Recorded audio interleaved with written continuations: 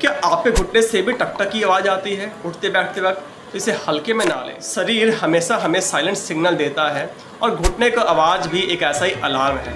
जाने इसके पीछे छिपे कारण को। घुटने से आवाज़ आना कैप्टिस कहलाता है। ये अक्सर जॉइंट के अंदर गैस बबल्स के फटने या हड्डियों के रगड़ने से होता है। हो सकता है ये सिर्फ आवाज़ गैस की वजह से हो, ये नॉर्मल है।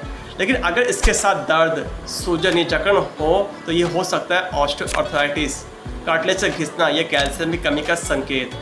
अगर नियमित एक्सरसाइज नहीं कर रहे हो तो मसल कमज़ोर होकर घुटने को सपोर्ट देना बंद कर देती है। तो अगली बार जब घुटने से आवाज़ आए सिर्फ अंदाज मत करिए, शरीर कुछ कहना चाहता है। तो क्या आपके घुटने से आती ऐसी आवाज़? नीचे कमेंट में ज़रूर बताएं और ऐसे हेल्थ टिप्स के लिए चैनल को सब्सक्राइब करना ना भूलें।